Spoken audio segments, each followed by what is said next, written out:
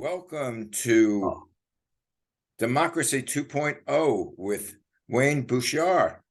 And you're heard exclusively on malcolmpresents.com, a streaming service producing all new videos for your entertainment. Just go to malcolmpresents.com and you'll get a menu with all our shows. Of course, the star of the show, the highlight of our shows are Wayne Bouchard and Democracy 201. Welcome, Wayne. Well, welcome. Good afternoon, Malcolm. How are you today? I'm pretty good, except I think I have the vestiges of a cold. If during the Still, huh?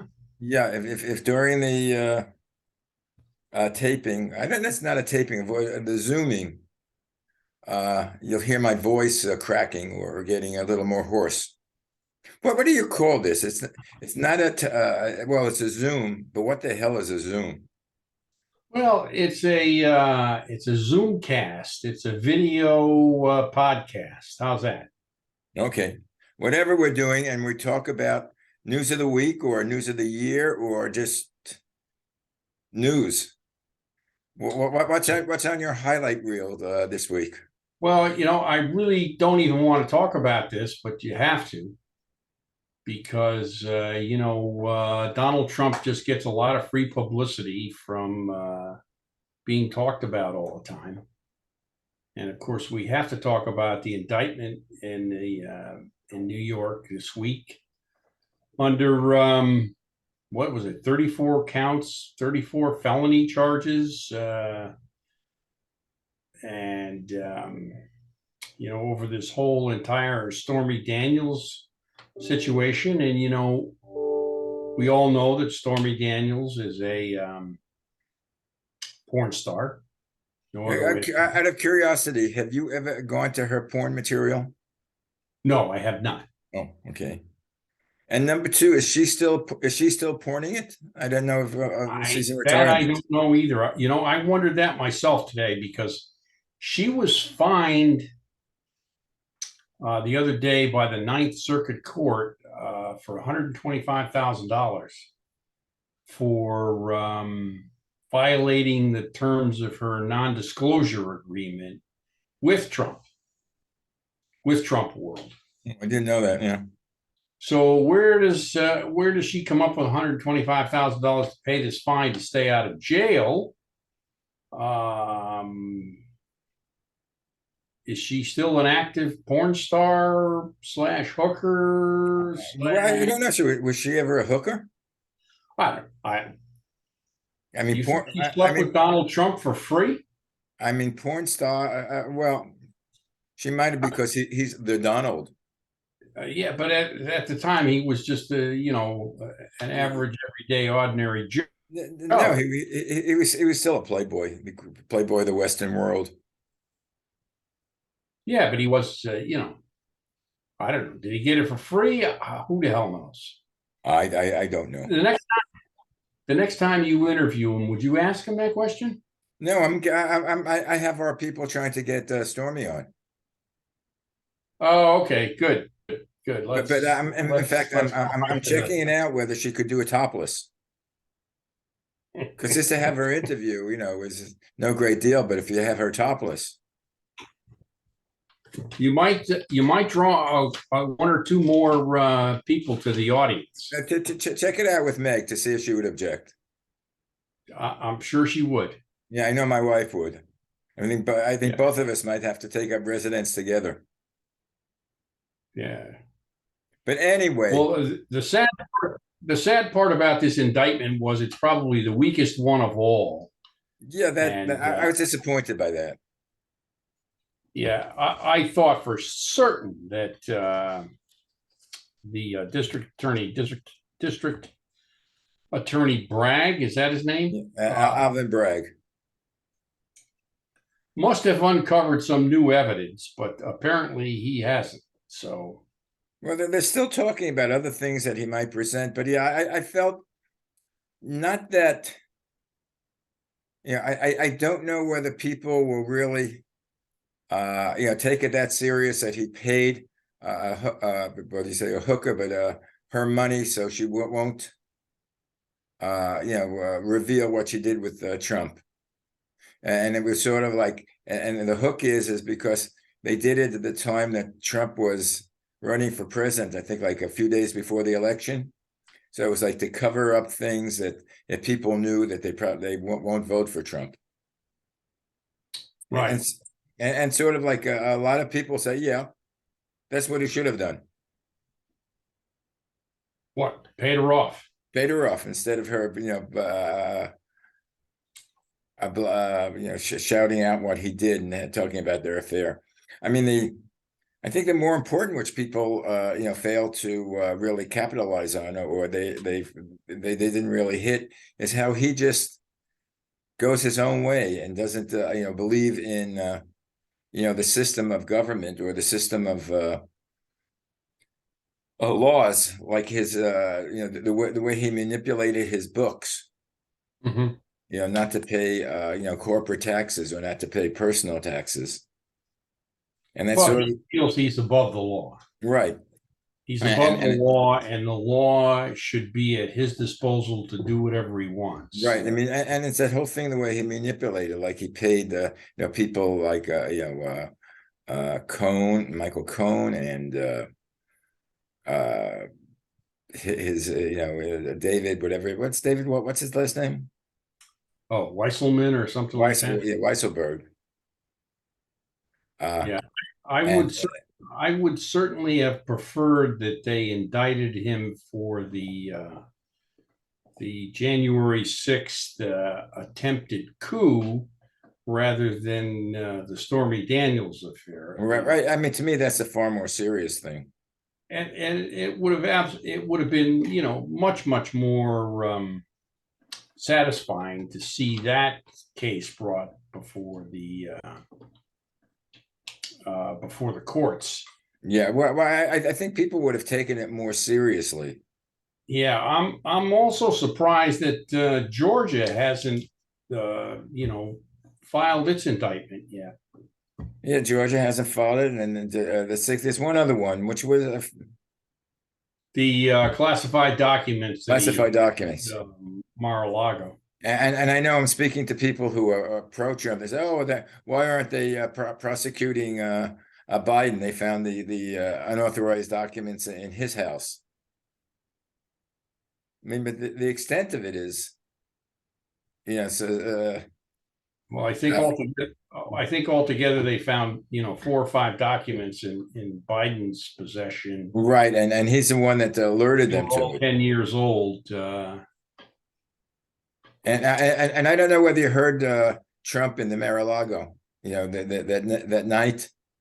No, I did not. I did not. Because he read highlights. I saw the highlight. Well, they had it on CNN, and parts of your thing says, "What's the big deal about Georgia?" It was weeks before anyone brought that up. It was nothing when I said it. Then the guy from CNN said, "No, you're totally wrong. CNN had that report that afternoon about your call." His call to the Secretary of State. Right.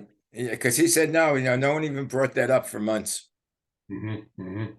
And, and the CNN report said, no, you're totally wrong. We reported that afternoon when it was found out, and there was a report in the New York Times the next day.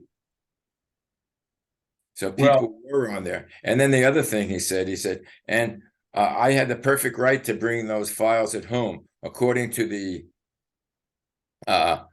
Presidential Act. I think it was 1978, that the president can take the files. He can negotiate with the government, the archives people, what to take and what not to take.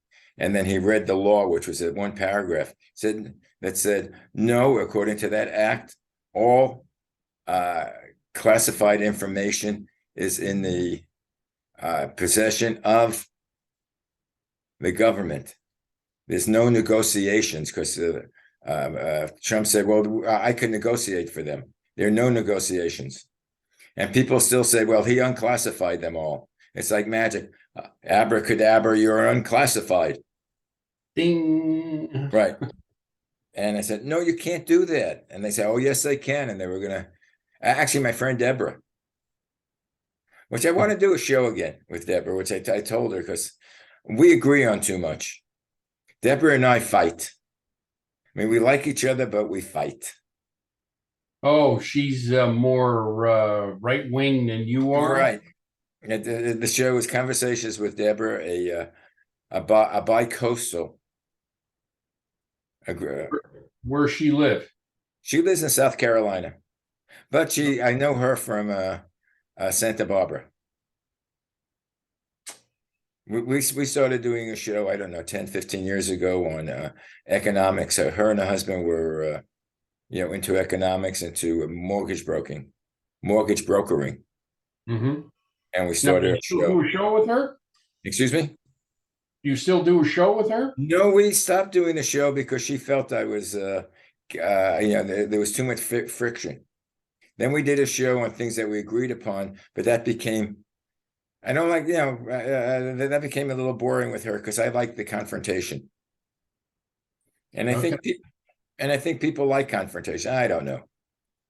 But anyway, anything else with, and Trump is using this as a fundraiser. I know a few days ago, I think he raised at least $8 million. $7, $8 million in a couple of days, which is ridiculous.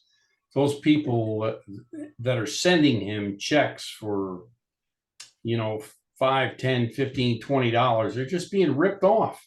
Yeah. He's a con man. Do you think we can get into any fight where we could do support Malcolm or support Wayne? Jesus, I don't know. To, to, Maybe you could maybe you could punch me or something on the air, but you're in Santa Barbara and I'm in Lafayette. yeah, I'm in Sherman Oaks, California. I can't Okay. afford Santa Barbara Oh, okay. Okay. like Deborah did. I mean, Okay. the beautiful thing what I'm doing now is I like it because I go around the world. Here I can come. Well, beautiful. Where are you in New Jersey? Yeah. Yeah.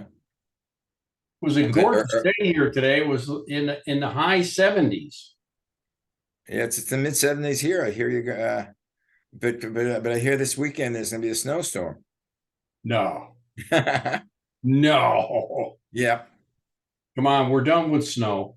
Do you want to bet? I think, Isn't there snow up north now? There's a blizzard. yeah, there's snow up north. Isn't this Passover for you folks? Yeah, it's the first day of Passover. Or as we know, is Pesach. Okay. And we're all waiting on Easter Sunday. Yeah. Well, it's the same time because obviously the Last Supper was a Seder night. Did you know that? Of course you did. No. Oh, because it was part of the Jewish tradition. Your tradition, we have 8 days of actually it's feasting, and very traditional. This is commemorating when Moses led the people of Israel out of Egypt. Correct. And we came over the desert to Israel. Actually, Moses never took a step into Israel. And I forget exactly why he didn't, but he stopped before Israel. Yeah, why? I don't know. I'm not that conversant in the history. I know the broad history. I see the movies. Okay. But he never stepped in Israel. And a lot of Jewish people are angry at Moses. Why? Because if he went a few miles more, Israel would be oil land and the Israelis would be rich. Instead, he settled in the desert. But what Israel did was a miracle. Before Israel was in that land, the land was strictly desert. Now look at it. Mm-hmm. I mean, it's totally irrigated, flowering with bearing fruit and industrial. Mm-hmm. Mm-hmm. Now the Arab people say, "Give us back Israel." Right. I think they might have to pay for the improvement. I read an interest, or not read, but I happened to tune into an interesting dialogue about the second coming and why the evangelicals are so pro-Israel because of how they view this as so interactive with Israel and the Jews. There's a lot of things that have to occur before the second coming. It was just fascinating. I didn't hear the end of it, but because I got to wherever I was going, and I didn't pick up on the podcast. Yeah, well, part of before the second coming, I don't know whether Israel has to be completely independent or because they're independent, but something happens. Israel has to be, something has to happen with Israel before the second coming comes. It's not destruction of Israel. I'm not exactly sure what it is. It has something to do with a temple. Yeah, but well, it's the temple in Jerusalem, and there is no temple in Jerusalem. mhm. So. But it's interesting. It seems to be there's so much now more anti-Semitism in the world, Yes. in the entire world, not only in this country. And they were talking. There's a commercial on TV, port on TV, where they have the big world, a big picture of it, and they say how many Jews are in the world, and it narrows in, and it seems like the Jewish people are 2% of the world population. 2%. They sure get a hell of a lot of attention for being only 2%. And then they have. I wonder what the percentage of the population is of, for example, Native Americans. How many are left? I don't know, but this is worldwide. They did. I think it was one of the TV shows, the late night shows, the one that Jon Stewart started. I'm forgetting the name. The Daily Show. The Daily Show. And they did a reporter on the street asking people, random people, how many Jewish people are in the world? How many Jews are in the world? And people go, oh, I would say, 2 billion, a billion, 600 million. It turns out, he said, the total Jewish population in the entire world was 15 million people. 15 million. That is minuscule. Yes, it is. In compared to countries like China and India, they're in excess of 1 billion people. Yeah, and like I said, and we are 15 million. And what's interesting also, I didn't see it recently, but when they were going to boycott Israel, because of their stance on the Palestinians, they said, sure, you can boycott it. Then they had a list of things that Israel invented or discovered, in medicine and technology. They're okay, boycott this. And the whole list, and it would take us back to the caveman days. I was going to say the Stone Ages. Stone Age. And it's amazing what a small country and what a few people. I wish I inherited those genes. I was born Jewish, and I chased my ancestry back to Abraham, but somehow I never got those genius genes. Yeah, that's like my wife's family has my wife's grandfather was was an inventor. And holds some phenomenal patents on things. Was he Jewish? No. Oh, you sure? But then my wife always says, what happened to those? Wasn't I in that genetic trail? How come I didn't inherit that? Yeah. What else happened this week that we'd like to talk about? Or you'd like to talk about? Well, we could talk about a bunch of things. Let's see. We could talk about, let me see here. Oh, I know what I want to talk about. The report that was issued today about Justice Thomas, our friend Clarence Thomas. Yeah. Pray tell. Well, it seems as though our friend Clarence Thomas has been accepting travel accommodations from a well-known Republican donor, some Dallas businessman, and he and his wife Ginny, remember Ginny, Yep. have taken these trips on an annual basis. And in 2019, they took a trip which included, private jet, some island hopping on a super yacht that's owned by this individual.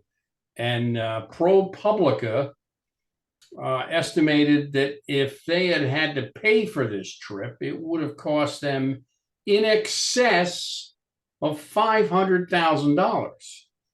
That's a nice trip. That's a nice trip. Yeah.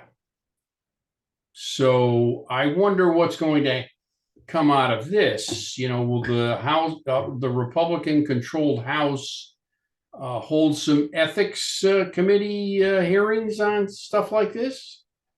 Shall we put an end to free trips to Supreme Court justices, senators, congressmen? I know we had one of our senators, Senator Menendez, has gotten in a lot of trouble over free travel from some dentist in New Jersey. Interesting. Well, there's several questions of that. I don't think they're allowed to take it. Number one, and if they take it, do they have to declare that as income? Yes. For tax purposes. And number two, are there any cases or involved in the Supreme Court that has anything to do with the type of people that gave them the free trip? Well, I think in this particular case, you would have to look at the individual's contributions to other Republicans. He's a heavy Republican donor, and he donates to, congressional and Senate campaigns. So does that have an influence on someone like Clarence Thomas? I'm not sure. Well, it certainly doesn't look good. Well, Clarence Thomas never looked good to me from day one. But speaking about the courts, again, for us liberals or independents, yes. big case was in Wisconsin. Well, you notice how, didn't I really smooth right into that, huh? Definitely. Yeah. Because in Wisconsin, they just had a state election to elect a Supreme Court justice in the Wisconsin Supreme Court, and a liberal won against a conservative, and she did, I think it was like 55% to 45. She killed him. She won by 11 points in a state that's usually, from what I read, usually decided by 1 or 2 percentage points. It's usually like about 50-50. And that's basically because of the Republican-controlled Congress there. The Republican legislature control the legislature, which did the gerrymandering of the districts. State legislature. So the abortion laws, they have a pretty strict abortion law, and there's no way to overturn it except if you take it to court. Right, and if the court is controlled by the conservative, as they say for my Jewish holiday, it gunish helfen. It doesn't help. Yeah, right. Well, another segue. This is what Netanyahu is trying to do with Israel. He's trying to make their judicial system subservient to the politicians. Right. He's trying to put the Israeli Supreme Court under the control or auspices of the Knesset. Prime Minister, right? Yeah. So that he can get his case thrown out of court. Yeah, because he's been indicted. on corruption charges, Yeah, correct? and that's why he's his best friend is Donald Trump. Yes. Yeah. As I say, I wonder if they could share a cell together. I kind of doubt it because the two different countries. Well, yeah, but what is very delicate in the for me at least in the Israeli situation is that to knock Israel or to protest at what's happening, people say, "Oh, that's anti-Semitic."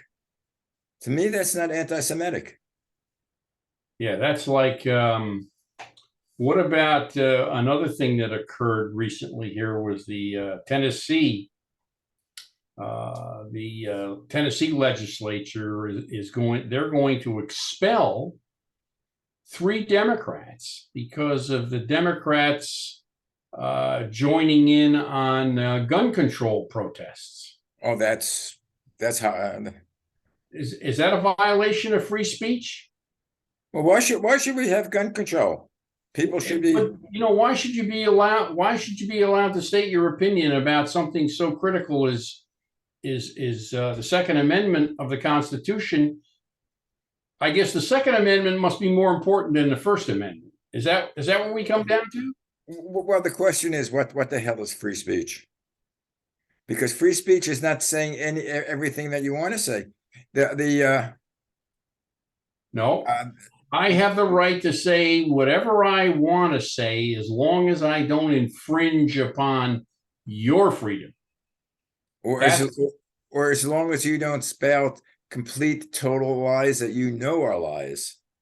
Well, that's infringing upon your freedoms because I'm sandbagging you. Yeah, no, because they have this case against Fox Broadcasting, Fox News, Yes, by Dominion voting machines.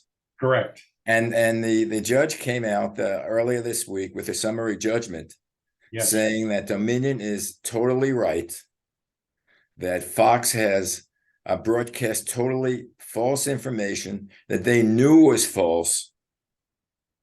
Correct. Now, I don't know. There's still 3 parts of the case left. I don't know. I think one is a summary judgment against them, a monetary judgment. And Well, I'm not sure what the judge ruled on allowed the case to go to court. Right, but it also said we don't have the necessary to say whether the Dominion was right. He's saying Dominion is right. He's making the judgment. It doesn't have to go to a jury saying, who's right or who's wrong. He's saying Dominion is right. Fox is wrong. I don't think that's the end of it there, though. I think they have to go to trial. Oh, yeah, and no, there's a jury trial. will have to decide. I'm not sure. I think the main part has been decided by the judge. But we'll listen to the news and speak about it next week. All right, we'll have to, because the jury will have to decide whether Fox had violated the law, and then if they did, they would decide on some sort of financial obligation. Yeah, well, there's one that's how much money did the Dominion lose by their news, and then number 2, there's the punitive damages, and according to reports that I hear, it can be in the billions of dollars. Correct. They're suing them for Dominion is suing Fox for 1.6 billion in total, but they could get more than that. Yeah, but the big news: Rupert Murdoch has broken his engagement. I don't know who broke it. What the hell's that all about? I don't know. I guess he decided she was too old for him. She was too old for him. Yeah, there you go. She was 66, or is 66. Yeah, she looked pretty good for 66. And he's only 92. Is that how old he is? Yeah. Wow. But I guess he feels he can get a younger woman. God bless him. To have my billions of dollars again. Yeah, well, Anyway, it's time to sum up anything that we missed that we wanted to talk about, or that you want pressing issues on your calendar. No, just one of the things that we didn't touch on was this case in Maryland about the Archdiocese of Baltimore and all the kids that were abused, and they issued a report today, which was pretty damning. Since you had an opportunity to put in a plug for Israel, I thought I would put in a plug for the Catholic Church. Well, Maybe that wasn't positive news. no, yeah, I don't know whether that's a plug, because a plug is sort of positive. Maybe But I this is, maybe I pulled the plug. yeah, but this is old hat. I mean, the Catholic Church has been known for decades when a priest is accused of some sort of malfeasance, sexual malfeasance with children, he's not excommunicated or taken, losing his what does he lose, his frock, or he loses his priesthood. They just transfer him to another church, Yeah, that's and they terrible. don't tell anyone about it. That's absolutely terrible. It's The whole situation is terrible. And then what I say, what I think, what man would pledge celibacy at an early age? I call that type of person in question, but I don't want to get into religion. Yes, no, please. Anyway, our I would time is rather up. talk about Donald Trump than Yeah. religion. We'll find out more about Donald. Yeah, the bell has rung, and we're out of time. Okay, I predict that next week we will be talking about the indictment of Donald Trump in Georgia. I hope to. I want to see where Donald takes his plane and goes over to Russia. And what did you hear? I know our show's over, but Ron DeSantis said that if he's ever in Florida and they're trying to extradite him, he won't give him up. That's a violation of the rule of law, by the way. I know, He but has no other choice but to not act if like you're Ron DeSantis. Anyway, with that note, have a good week. Speak to you later. Bye. Take care. Good to see you, Malcolm. You too.